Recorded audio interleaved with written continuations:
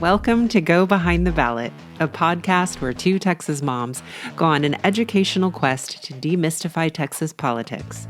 Join me, Nicole Abshire, and my co-host Claire Campos O'Neill as we deep dive into the most burning issues, hear stories from candidates, and offer hope in these challenging political times.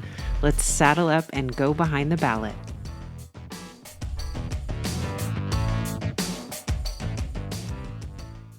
Hi, everyone. Thank you for joining us for this episode of Go Behind the Ballot. I'm Claire Campos O'Neill. And I am Nicole Abshire. And we are eager to continue our conversation about gender. About all things gender. Because as we learned from our previous interview with Ash Hall, there's a lot of different labels and identities and a lot for us to learn. And as we were listening back to the episode, we realized we should probably slow down and define some things so everyone is on board with us and we have that good foundation. So let's get right into it. That's what we're going to talk about, right, Nicole? Yes. That's white. That's white. No, that's right. Excuse my language. Yes. So to start out with, and we're going to do a little Q&A. I'm going to ask Nicole some questions. She's going to give me some answers. We just want to start with defining things, as I mentioned. So number one, Nicole, tell us, what is gender identity? So gender identity is how one identifies themselves.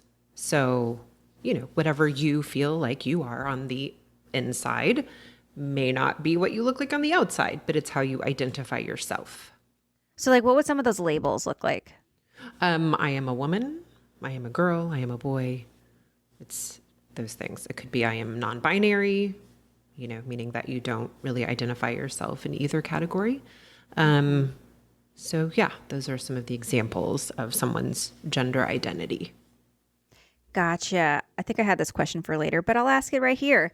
So would non-binary folks also consider themselves trans? Are those synonymous?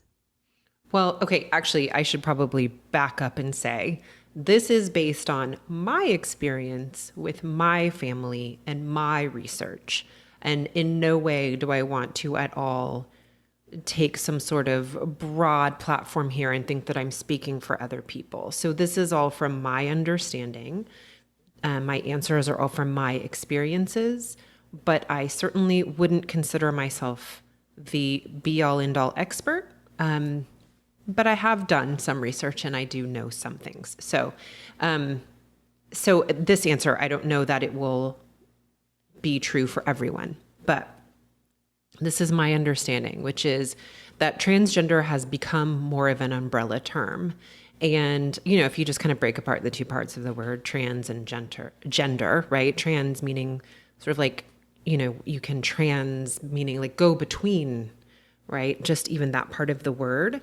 And so what it, I think, used to very specifically mean was that it was someone who did not identify themselves as the sex that they were born with. So a transgender woman would be someone who was born with male sex organs but identified as a woman, and then vice versa. So it's their identity. So not necessarily meaning that they've gone through surgery or anything like that. It's a very personal thing, it sounds like. Absolutely. And actually, that's another good point, right? It's once you take one step in, you start to realize all the little offshoots that are affected. Yes, I think that I have learned, right, that because there's a lot of confusion around this, there's a lot of disinformation and misinformation. I think some people mistakenly share things or have impressions. I would say that when it comes to medical care and surgery, that's sort of the last thing that would even be on our list of things to talk about. Mm-hmm. I think this has so much more to do with how people identify themselves from the inside core of who they are, and has much less to do with physical body characteristics. Gotcha. Okay. Although that being said, some people do feel a lot of gender dysphoria, so they don't feel comfortable in their body. But I think what I'm just meaning to emphasize here is that while there are physical characteristics that matter, I just wouldn't want the emphasis to be on those. Gotcha. Makes sense. Okay, this wasn't on our list, but now I'm thinking about it. So, can you tell me what what's it called? Dysphoria is? Yes. Again, my understanding. It's when someone doesn't feel as if they were born with the body that represents how they identify themselves or how they feel. There's a dysphoric feeling. They don't feel right in their body. Okay. Yes, that's good to know. It's just an interesting word, dysphoria. Like, to me, it feels a little pejorative, and I'm like, is that right? Am I on the right path with that? Or is it just, like, what is that? Why is that? Well, you know what, too? Maybe this is a good time to bring up the fact that all of this is in fluctuation all the time, right? Like, all of these words that we're defining now are kind of moving targets. They change and they evolve, just like all language does, right? I think we find more nuanced meaning to it all. So I could very well be a little behind. Like, maybe my definition of gender dysphoria, maybe there's a better word for that now. In fact, I just learned a moment ago when I was doing a little research, I've always called my children gender nonconforming, thinking that that was a great way to describe them. But then I happened to read a definition that actually said that actually by using the term gender nonconforming, you're limiting because you're saying that there is a gender to conform to, that a better word would be gender diversity. So to say that my kids are gender diverse, didn't even realize that, and didn't realize that there was sort of a connotation. So yeah, things are evolving. It is. And so it's sort of like, just kind of buckle in and be comfortable in the discomfort, like just realizing that you're going to be always learning. At least that's what I have figured out. Yeah, thanks for pointing that out. And yes, the fluidity of language, which is very critical, because while this might be how things are today, it could be different tomorrow or in a year from now. And as our language gets more inclusive, it probably will change. So, I mean, it just is, and we should normalize that, right? I mean, if you just think about it, right, there are words that were said just a few years ago that we would never dream of saying now, right? Anybody could probably just in their head really quickly think of racially charged words that you would never say now, right? Language does evolve. This isn't like unique to gender identity in this discussion. So, because I can just like, I can hear people getting worked up about the idea that these words are moving targets and that you have to learn, and people feeling frustrated and wanting to push back against that. But just the truth of the matter is that is how language works. That is how society works. Yeah, this is nothing new. We learn. This is not new. As Ash told us in the interview, non-binary people have always been here. They just haven't had the language to describe themselves. Or the ability to be visible with any sort of safety, right? Exactly. Great. Okay, well, let's move into the next term. So what is gender expression? So gender expression is how one expresses themselves, so how they appear to others. And so that may be more of a feminine presenting appearance. It may be a more masculine presenting. It may be androgynous. It's not really masculine or feminine. All right. What is sexuality? And so sexuality is who one is attracted to, right? Okay. So, yeah. And let's point out too that these things may or may not overlap, right? Right. They may all be sort of what we would consider consistent, right? I would say that those terms for me are in a traditional sense, keep in mind, what we consider to be sort of consistent. In other words, I identify as a woman, I express in a fairly feminine way, and my I am attracted to men.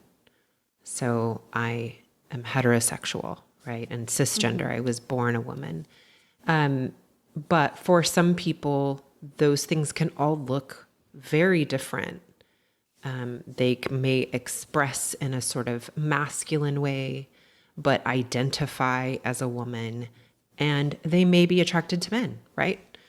So there's a lot of deviation, and that can sometimes, I think, also throw people off a little bit. Right, right. Yeah. Well, yeah, I think even too about the interview with Ash, how we're starting to have the language and identify these different subsets.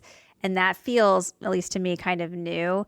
But it's like, I think some of us jump to because it's new. We don't like that. We're very resistant to it. But I wonder why. Like, if you're a little bit like, well, too much, just ask yourself, why am I feeling this way? And know that you're not alone. I mean, it's not, that doesn't make you a bad person or, somehow not open-minded. It means, in my opinion, it means that you were raised with certain, in air quotes, norms. And we all absorb those. Like that is, again, something that's very normal. We all grow up experiencing the world in certain ways, and we absorb that information that we're given. We absorb that way of looking at the world. And so when that changes, that's uncomfortable. It's confronting and not unusual. Yeah, And I guess I want to say something though too. I just realized that the way I just described myself, I think I used the word consistent and maybe I said traditional. I want to make sure like I don't have any intention in that of sort of doing like an I'm normal and anything out of that is abnormal. So anyway, just a little bit of no, that's an well. I edit think there. I'm glad you mentioned. Well, even just the idea of normal and other. It's interesting because Ash even said something about this in our episode about how otherness should be celebrated, and yet when otherness we're confronted with it, there is a lot of resistance and a lot of like suspicion. And I think it is because we're so used to having these binaries in our mind, like normal, not normal, but it is a process to kind of break that down and even look at it and be like, wait, I didn't mean normal. Where did that come from? It's just so ingrained in us. So it's a process to kind of deprogram, to reconsider and, challenge those assumptions and norms we've had for so long. For sure. And it's really easy to feel, well, shame, honestly, in that confrontation, especially for me in my journey. I think when I realized how many assumptions I had or how many kind of hidden beliefs I had or blind spots, it was really confrontational. It was tough for me to think, but I'm a really open-minded person. I had to get, comfortable with the idea that recognizing my blind spots doesn't mean I'm a bad person. I don't need to carry shame about that. Instead, I can embrace the fact that I'm being confronted and that I'm willing to look at those blind spots and learn new things and try to update my worldview. And but it can be really challenging. Yeah. Yeah.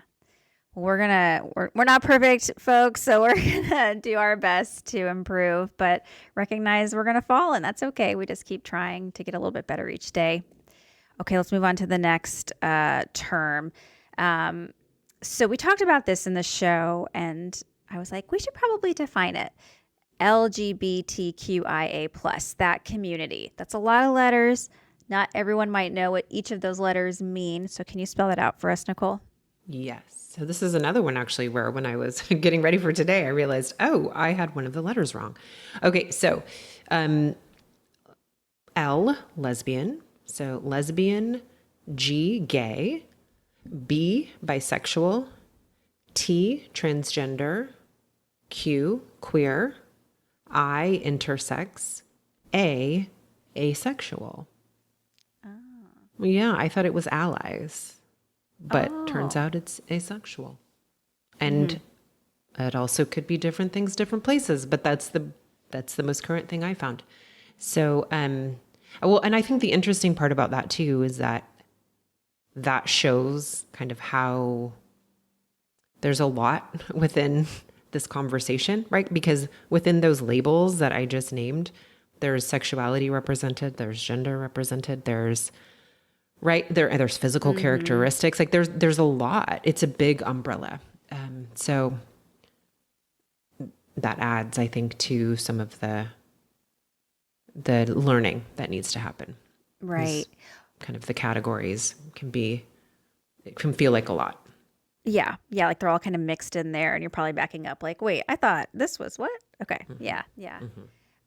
So queer, I'm a little, do you know, what is queer exactly? That's the one that jumps out to me where I'm like, I'm not totally sure I know. Yes. And that I can very confidently say is an evolving term. My current understanding of queer is that it is an umbrella term for someone who their sexuality is not the norm. So not heterosexual. So it can be anything. I mean, I think it includes asexuality, pansexuality, bisexuality. It's an umbrella term for a lot of things. Okay. It's an umbrella in the umbrella. Yes. That's what it sounds like.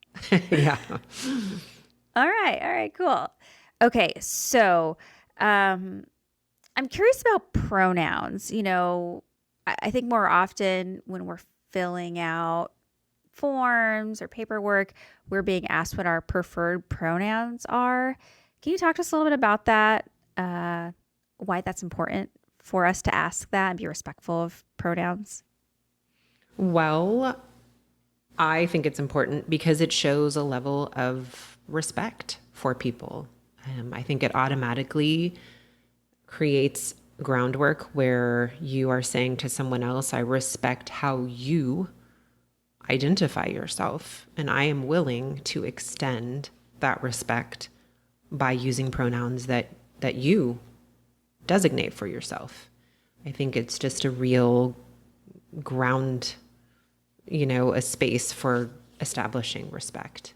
And you can see, right, how in some circles pronouns have been kind of weaponized as a really shortcut way of being disrespectful, a refusal to acknowledge what someone's chosen pronouns are as a way of saying that how you see yourself, I will not acknowledge, I will not give you the respect of believing you, and I don't want to engage with you in a way that's respectful. So yeah, I think that respect component is really worth highlighting. This is something that rose sort of to the top for me with our interview with Ash Hall, how this whole, understanding gender identity, it's really about being respectful of other people and how that is such an act of loving one another. And I never really thought about it that way. But for me, that was a good moment to be like, this is why this is important to give time to and dig into. And hopefully other people, maybe that's their entry point is like, I believe in reciprocity. I want to treat people this way. I want them to treat me that way back. So likewise, I want to be respectful of others, and hopefully we'll get that back. And as we're talking about politics, we'll see a political environment that values different opinions because they all matter. And I know we say this a bunch, but we're all living here. We're all in the same boat. So let's find a way to work together and not rocket for rocking. I don't want to throw people out or rock the boat. Like, I want us to move forward together. yes. And I think too, acknowledging someone's pronouns or choosing to use the pronouns that they have told you that they identify with. I think some people who choose not to somehow see that as some sort of endorsement maybe, or that it's somehow like immoral acquiescing or something. And yeah, I think the interesting thing, I struggle with that, right? It like, why, I don't know, this constant need, I guess, to sort of give approval or not. Like, I think, why can't we respect each other's choices? That doesn't mean anything for you. You don't have to change your pronouns. You don't have to explore your gender identity. It doesn't mean anything for what you have to do to extend that courtesy, right? It's not your own internal thing. It's just respecting someone else's. I don't know. Right. And yeah, for folks who are like really struggling with adopting that change, just try it. I mean, you might use the wrong one, you might mess it up, but you have to try and fail maybe a few times to get comfortable with it. I think for a lot of people, that hard part lives in that discomfort, but it can be overcome.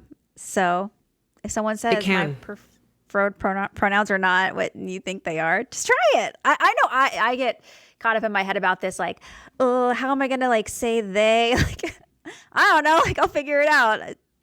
It's a little bit of a, mental, not a leap, but like correction, but you can do it. We can all do it. If we really can. Try. Yeah. Well, when I started, my child uses they, them pronouns, and that was really difficult for me at first. It really just, my mouth really struggled to use those pronouns. It just felt really funny. And then there's all the questions about like, but what about, how do you conjugate the verbs? Do you say they is because it's one person? No, you still conjugate the verbs the way you always did, but you just know you're talking about one person. But it is surprisingly becomes comfortable. It is getting over the hump, and believe you me, it felt very funny in my mouth, but then I got used to it, and now it just does not feel like a big deal at all. Yes. All right. I like this. Okay. So Nicole, as you mentioned a little bit about your family, would you like to tell us any additional things so that, we can further connect to our audience? Something that we talk a lot about is just the power of stories and how our personal stories might move people in a way they didn't expect, but hopefully create that connection and that empathy. So what's your experience been like with your family regarding gender identity and some of the things we've talked about? Yes. Well, I will, I'm going to try to toe a line here, right, between sharing the parts that I think are mine to share and being mindful of not sharing the parts that my children would not want me to share, right? It is a fine line to walk. But so yes, I do have two children. I have a 14-year-old and I have an 11-year-old. My 11-year-old identifies as non-binary, and that process started when they were 8. And it kind of rocked my world. As open-minded as I believed myself to be, it definitely took me by surprise in some ways. I mean, it's one of those deals where then once I started kind of reflecting on the earlier years, I could see a lot of kind of signposts, things along the way that came together, that then when my kiddo identified as non-binary, it made a whole lot of sense. So for me, that meant going on a learning journey. And so I started with books.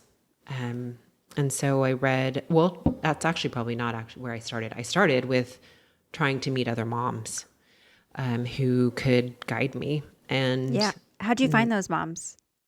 I have a great friend who works for the Human Rights Campaign quite a bit. And she hooked me up. She had a community of people that she could introduce me to, which was so lucky for me. And so, I met one person who introduced me to another person who introduced me to another person. And so I wound up meeting someone here in Austin. She was so generous and kind and immediately said, hey, you want to meet for coffee? So we did and had a great, really, really helpful and welcoming conversation. And at that point for me, I mean, I was still kind of in the mode of being really emotional about it all because I just kind of didn't know what to do. And so she very generously and graciously held my hand and said, okay, here's the book you ought to read. You need to join our Facebook group. We are here. If you want to call me, let's have a play date with our kids. Do you have a therapist yet? I mean, she just really kind of took me down the path that I needed to find comfort and to also just kind of lower the temperature on the emotions, that everything is going to be okay. There are resources, there's a community, it's going to be okay. So I started reading, we found a therapist, we, just started doing all the things to learn. And, the easiest part was accepting my child because they were still the same person after they shared the news that day from the next day or, to the next day. They didn't change.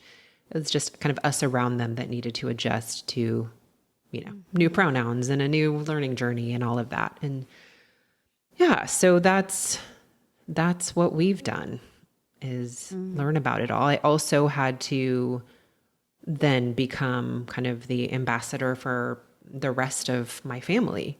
It meant, okay, and how are we going to share this to that next circle out? We had our nuclear family. So then how do we tell grandparents? How do we tell aunts and uncles? How do we tell, and you just kind of keep moving that circle out. And so for both of us with our moms, my husband and I, we could just have a phone conversation and a face-to-face conversation. That was actually really, in air quotes, easy. I mean, there were still lots of questions, but they were very accepting, and I realized they had to learn too, but their immediate response was just full of love. Beyond that kind of close circle, we had a little more work to do. My family is pretty conservative. They live in West Texas. That's just not something that you see a lot there. I know that there are plenty of folks, I'm sure, in the LGBTQIA community that live in West Texas, but not very openly. And so the way that I handled that, if you've listened, anybody, you may have heard me say this before, but I wrote a letter to each of my family members that I sent to them with just some basic education, which was defining gender identity, gender expression, sexuality, clarifying that we weren't going to talk about sexuality, that my kiddo is a child, and so it's not appropriate, and also it's private. But I did, explain about the gender identity change, and there wasn't really an expression change, right? Cassidy had always expressed a little opposite to their birth sex. So, and I felt like that was the right thing to do because with a letter, they could have their own personal, private reactions.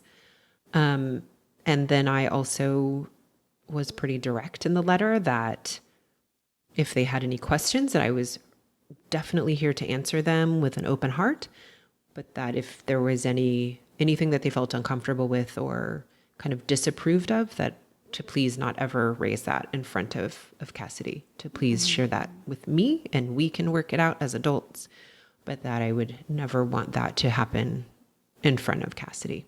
And it was great. It was fine. Yeah. So after you shared the letter with your family and then you saw them in person, did you follow up and say, do you have any more questions about the letter? Or did they come to you? Or was it like, okay, that's done? Like, what was that next step like? Well, I don't know if anybody else has a family like this, but I have the kind of family where everything's fine. We pretend, and maybe sometimes it's not pretending, but everything's fine. So no, I did not have any follow-up questions. There was a little bit sometimes of a family gossip session. And so sometimes I will get little whisperings, that I will hear, but no, nothing direct. And I mean, I know one family member was very against the use of they, them, just thought that was ridiculous. They never said that to me, this particular family member. And I decided that that was okay. Like you're allowed to feel how you feel. You're allowed to voice that. And if it's in my company, I will certainly have a response, but because it wasn't, then I'm going to leave that alone. So Has it changed at all for that family member? Or are they pretty much I the don't same? really know. I mean, here's what I will say, right? I think a lot of us have gone through a lot of change in these past, how many years now? 2 to 3 years. And my family is no different. And so what our family looked like at one time is not quite what it looks like now. And there's a lot of reasons for that, right? There's COVID. There is the Black Lives Matter movement and the killing of George Floyd and Breonna Taylor and a lot of what that brought up. Because also for people who only listen and maybe don't watch on YouTube, I am biracial. And so most of my family, this particular part of my family that I'm talking about is the white side of my family. So there's just a lot that we're navigating. And so, yeah, it doesn't quite look the way that it used to. And I think there's a lot of reasons for that. Yeah.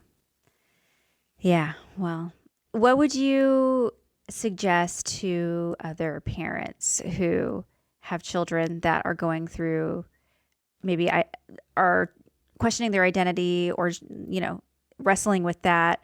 What would you say they should do to inform themselves and be a good support system? Well, number one, I would say offer yourself grace because I don't think it's easy. I just don't. And so just be gracious with yourself.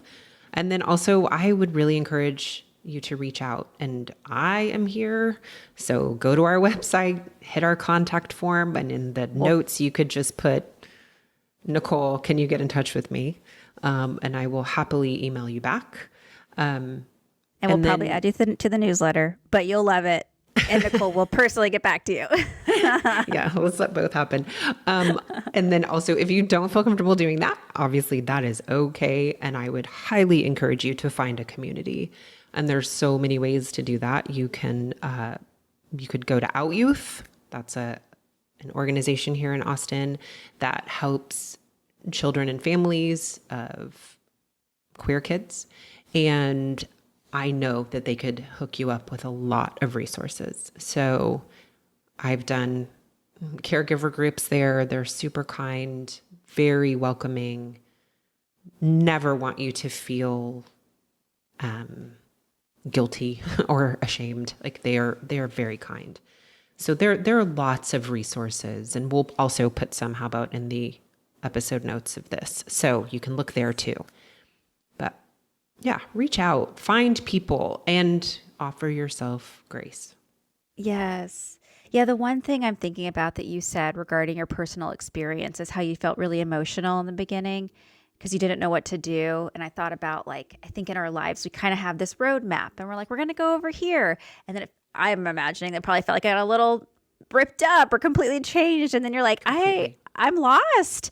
And Yes. that's a really hard experience to sit in that lostness. So whether it's with this or with something new you might be wrestling with, having that emotion is, like we're saying, not bad. It's an emotion, and it's something that we can move past, and you're not going to stay there. We're going to try to help you not stay there, but to get somewhere else, maybe get a new roadmap that actually might take you somewhere even better. So just want to highlight that. Well, this is a good time to share too, that I went through a grieving process, and I actually found a book to go through an actual process. Yes, because I had to grieve the vision that I had had for my kiddo. Yeah. Luckily, you get to replace it with something, that's also amazing. But it definitely it took some letting go for sure. And that can be difficult and painful and can lead to some major feelings of guilt. But it can be done, and you can come out on the other side and find a lot of joy and peace, but yes, grace, because it isn't easy. Yes. Well, thanks for sharing, Nicole. I hope this is helpful to other folks who might be listening and going through something similar, or maybe not directly, but indirectly. It could be a family member of theirs, and this might help them go through that journey and have it not be as challenging because they have a place to go find a new roadmap and new resources to consider. Yes. And I am definitely here to be a resource. I have been gifted with so many kind people along the way. I would love to help anybody who needs help. Yeah. So reach out to us. You can go to gobehindtheballot.com, send us a message. We would love to hear from y'all, or find us on social media. And let us be a resource for you as well, particularly Nicole. She's really great in this area. Or anything else before we sign off? I think that's it. Great. Yeah, well, thanks for listening, everyone. There's a lot. It doesn't end here. There's other things, but we're eager to keep going with you and keep learning. So we'll talk to you soon. Thank you, everybody, for joining me, Nicole Abshire, and my co-host, Claire Campos O'Neill, on Go Behind the Ballot. Hopefully, we've demystified some little portion of Texas politics, and we hope that you'll do more with us. Check out our website at www.gobehindtheballot.com, where you'll find links to all of our social media, and you will find our community. Let's join together and do more. We hope you'll let us know what is working, and we hope you'll join us next week. Thanks, everybody, and have a good one.